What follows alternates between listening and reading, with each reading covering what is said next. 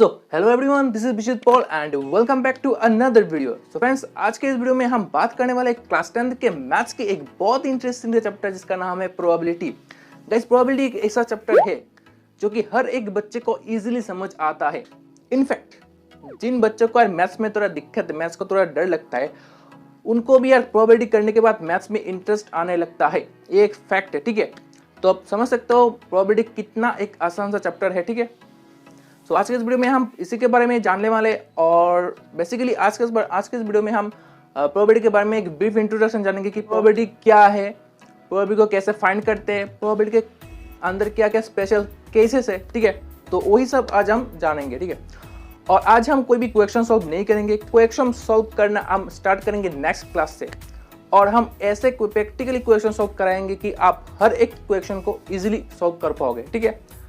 तो चलिए स्टार्ट करते हैं।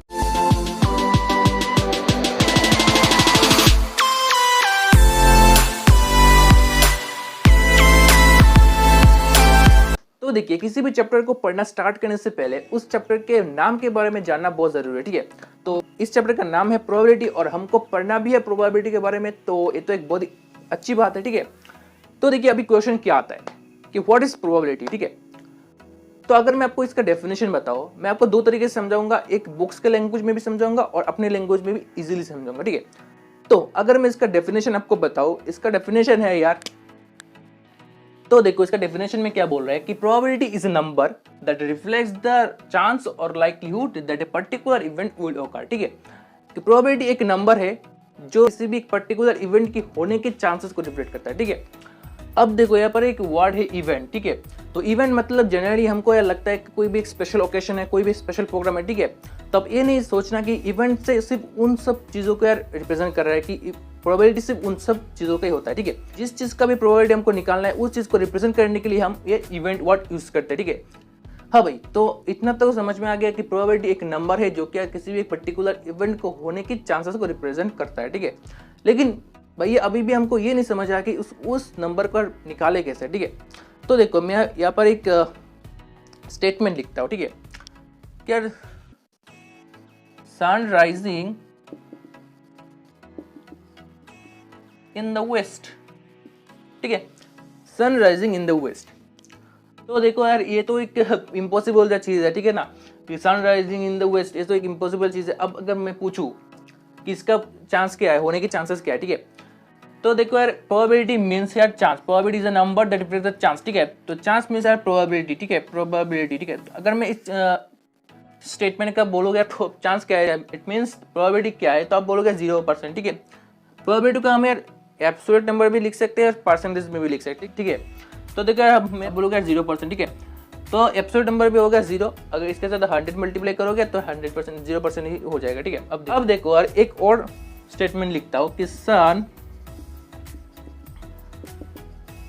राइजिंग इन द ईस्ट, ठीक है। अभी अगर मैं बोलूं इसका होने के चांसेस क्या है, ठीक है। तो देखो ये एक यूनिवर्सल ट्रूथ है, ठीक है। तो इसके होने के चांसेस यार 100% है, ठीक है। तो 100% है चांस में यार प्रोबेबिलिटी, तो इसका प्रोबेबिलिटी क्या होगा, sun rising in the west, तो इसका प्रोबेबिलिटी होगा 100%। दैट मीन्स हम एब्सोल्यूट नंबर पर लिखे तो 1 होगा, इसके साथ 100 मल्टीप्लाई करोगे तो 100% हो जाएगा, ठीक है। यहाँ पर से एक जिस ध्यान से देखो कि हाईएस्ट प्रोबेबिलिटी क्या होता है, हमारा हाईएस्ट जो चांसेस होते हैं क्या होता है, 1 होता है, ठीक है। और एकदम लोएस्ट जो चांसेस होते हैं, ठीक है, वो क्या होता है, 0 होता है, ठीक है।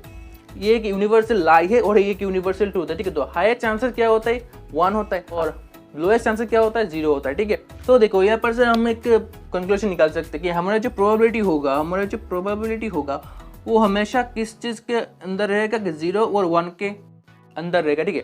0 से बाहर भी नहीं जाएगा, 1 से भी बाहर नहीं जाएगा, हमेशा 0 और 1 के बीच में रहेगा प्रोबेबिलिटी होगा, ठीक है। तो ये एक स्पेशल केस है यार, स्पेशल केस है, ठीक है, कि प्रोबेबिलिटी होगा वो हमेशा 0 और 1 के बीच में ही रहेगा, ठीक है। समझ में आ गया, ओके ग्रेट। तो देखो यार, अभी तक हमने सीखा है कि प्रोबेबिलिटी एक नंबर होता है जो कि यार एक पर्टिकुलर इवेंट के होने के चांसेस को रिफ्लेक्ट करता है, ठीक है। और प्रोबेबिलिटी जो होता है वो हमेशा 0 और 1 के बीच में ही रहता है।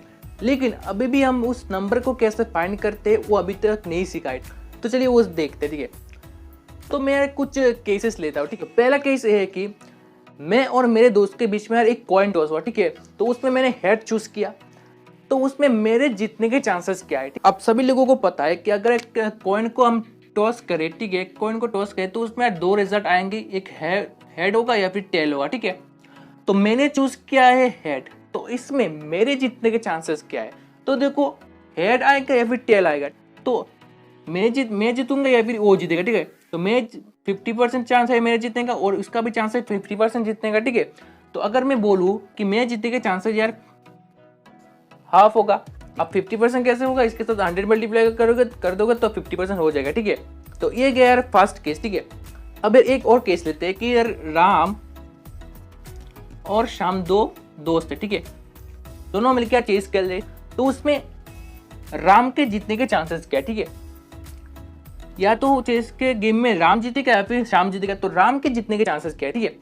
तो देखो क्या यहाँ पर भी यार 50-50 चांस है, ठीक है, जीतने के। तो यहाँ पर भी अगर मैं बोलूँ कि राम के जीतने के चांसेस है हाफ 50% यानी कि 50%, तो आई एम श्योर आप एग्री करोगे, ओके।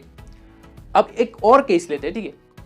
मान लो मैं और मेरे और 4 दोस्त मिलके एक 100 मीटर रेस में पार्टिसिपेट करा हूँ, ठीक है। तो उसमें मेरे जीतने के चांसेस क्या है, ठीक। तो देखो मैं और मेरे दोस्त मिलके हम होंगे टोटल 5 लोग, ठीक है। या तो मैं जीतूंगा या फिर दूसरा जीतेगा या फिर तीसरा जीतेगा या फिर चौथा जीतेगा या फिर 5वां जीतेगा, ठीक है। तो इसमें मेरे जीतने के चांसेस क्या है। तो अगर मैं बोलूँ मेरे जीतने के चांसेस है 5 में से मेरे जीतने के चांसेस है 1/5, तो आप आई एम श्योर आप भी इसमें एग्री करोगे। तो देखो आप एक चीज ध्यान से नोटिस करना इस जगह में, ठीक है। यहाँ पर जो नीचे वाले जो चीजें है, ठीक है, वो क्या है, जो केसेस हमने लिए हैं सबके टोटल है, ठीक है। यहाँ पर देखो यार हेड और टेल में 2 केस आ सकते हैं, तो 2 टोटल 2 है, तो नीचे 2 बैठा है हमारा, ठीक है। राम और श्याम के यार इसमें भी 2 है यार, तो राम जीतेगा या फिर श्याम जीतेगा, तो इसमें भी 2 केसेस है, ठीक है, ओके। अब देखो यहाँ पर रेस के केसेस में यार 5 जीतेगा, या तो पहला वाला जीतेगा या फिर दूसरा जीतेगा या फिर तीसरा जीतेगा या फिर चौथा जीतेगा या फिर 5वां जीतेगा। तो यहाँ पर टोटल जीत कितने सकते हैं, 5 जीत सकते हैं, लेकिन मेरे जीतने के चांसेस क्या है, 1 है, ठीक है। समझ में आ गया, ओके। अब देखो ऊपर जो चीजें है, ऊपर क्या है, ऊपर जो है वो मेरे जीतने के चांसेस है, ठीक है, मेरे फेवर में जो चांसेस है वो ऊपर है, ठीक है। तो यही है प्रोबेबिलिटी और कुछ नहीं है, ठीक है। कि प्रोबेबिलिटी जो है वो है यार टोटल जो चीज होगा वो नीचे रहेगा और ऊपर जो होगा वो हमारे फेवर में जो चीजें होगा वो ऊपर होगा, ठीक है। अभी अगर मैं इसको यार फॉर्मूला के हिसाब से लिखूं तो हमारा जो प्रोबेबिलिटी जो होगा, अगर मैं इसको यार ई से डिनोट करूँ कि किसी भी इवेंट का प्रोबेबिलिटी निकालूं तो क्या होगा, नंबर ऑफ फेवरेबल आउटकम, ठीक है। नंबर ऑफ फेवरेबल यानी कि मेरे फेवर में यार कितने आउटकम आएंगे, कितने रिजल्ट आएंगे,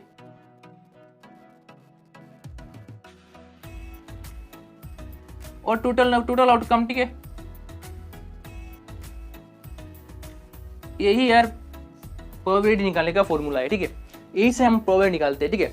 अब देखो एक एग्जांपल लेते हैं, तो देखो यार हम एक डाइस को रोल करते हैं, ठीक है। तो एक डाइस को रोल करेंगे तो क्या क्या आने के चांसेस है, 1 आ सकता है, 2 आ सकता है, 3 आ सकता है, 4 आ सकता है, 5 भी आ सकता है, 6 भी आ सकता है, ठीक है। लेकिन मैं अगर पूछूं कि यार 4 आने के चांसेस क्या है, ठीक है, तो अगर इस फॉर्मूला से हम करें तो टोटल हमारा कितना है यार, टोटल है हमारे 6, ठीक है।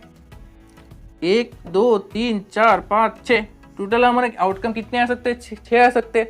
और 4 आने के चांसेस क्या है, 4 के फेवर में सिर्फ एक ही बार आ सकता है, ठीक है। 4 कई बार भी नहीं है, तो 4 एक बार ही है, तो यहाँ पर 1, ठीक है।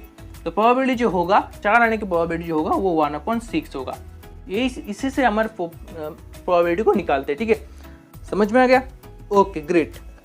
तो इन सभी के नोट्स यार मैंने डिस्क्रिप्शन में PDF के फॉर्म में दे दिया है, आप जाके उसको डाउनलोड कर लीजिएगा, ठीक है। उसमें आपको यार बहुत ज़्यादा हेल्प होगा, ठीक है। सो आज के वीडियो के लिए इतना ही। आई होप प्रोबेबिलिटी की जो बेसिक चीज़ें हैं वो आपको अच्छे से समझ आ गया होगा। और अगर वीडियो को थोड़ा सा भी अच्छा लगा है तो एक लाइक कर देना और जितना हो सके अपने दोस्तों का शेयर करना। और नेक्स्ट क्लास में हम प्रैक्टिकली क्वेश्चन सॉल्व करेंगे, तो मेक श्योर चैनल को जरूर सब्सक्राइब करके रखना। तो चलिए फ्रेंड्स, मिलते हैं अगले वीडियो में, तब तक के लिए यार सेफ रहो, पढ़ते रहो और एग्जाम को फोड़ते रहो। बाय।